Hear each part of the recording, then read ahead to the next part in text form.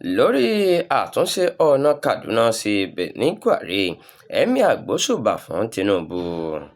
Emir ti Benin Gwari Alhaji Zubairu Mai Gwari kejì ti gbóríyìn fún ààrẹ Bọ́lá Tinubu fún mímú ìlérí rẹ̀ ṣẹ nípa bíbẹ̀rẹ̀ iṣẹ́ àtúnṣe ojú ọ̀nà Kaduna Mando sí Benin Gwari, ọ̀nà tí ó ní ó ti wà nínú ipò burúkú fún ọ̀pọ̀lọpọ̀ ọdún sẹ́yìn. Emir sọ èyí lọ́jọ́ Ìṣẹ́gun Túsídẹ̀ẹ́ tó kọjá lásìkò ayẹyẹ ìfilọ́lẹ̀ iṣẹ́ àtúnṣe ọ̀nà tó lé ní 100 kìlómítà láti Kaduna Mando dé Benin Gwari ọ̀hún. Ó ṣàlàyé pé iṣẹ́ náà jẹ́ ìgbésẹ̀ pàtàkì nínú ìtàn agbègbè náà. Ó sì fi kún un pé ìbẹ̀rẹ̀ iṣẹ́ náà jẹ́ ìdáhùn sí àdúrà ìgbà pípẹ́ àwọn ará agbègbè náà àti pé yóò mú ìrètí tuntun wá fún ìmúbọ̀sípò ètò ọrọ̀ ajé, ààbò àti ìdàgbàsókè níbẹ̀.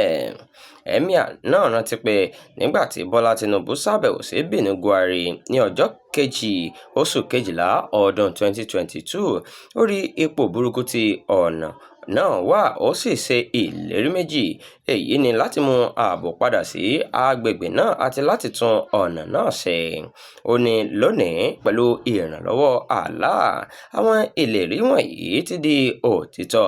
Ìlérí tí a mú ṣẹ ní iye ju ìlérí tí a kàn ṣe lọ. Ó dúpẹ́ lọ́wọ́ ààrẹ fún dídúró tí àwọn ará Benin Gwari nígbà àkókò ìṣòro wọn. Emir tún sọ pé ààbò ti dára sí gidigidi ní gbogbo agbègbè náà, èyí tó jẹ́ kí àwọn àgbẹ̀ padà sí oko wọn, káwọn ọlọ́jà tún bẹ̀rẹ̀ sí ní ta ọjà tí àwọn olùgbé sì ní ìgboyà sí.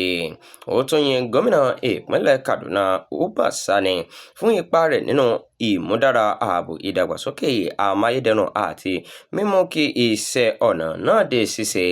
Bákan náà, ó dúpẹ́ lọ́wọ́ iléeṣẹ́ tó ń rí sí ṣíṣe àwọn ọ̀nà tó jẹ́ ti ìjọba àpapọ̀ fún ìgbésẹ̀ tí wọ́n gbé lórí iṣẹ́ náà.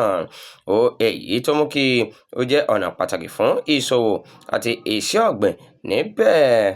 Ó tún bẹ̀ ìjọba pé kí wọ́n tún fi àkíyèsí sí ọ̀nà Benin Gwari sí Kaduna, Benin Gwari sí Tuwa àti Benin Gwari sí Funtua, nítorí pé wọ́n jẹ́ ọ̀nà pàtàkì fún ọ̀gbìn, ìṣòwò àti ìṣọ̀kan orílẹ̀-èdè Nàìjíríà.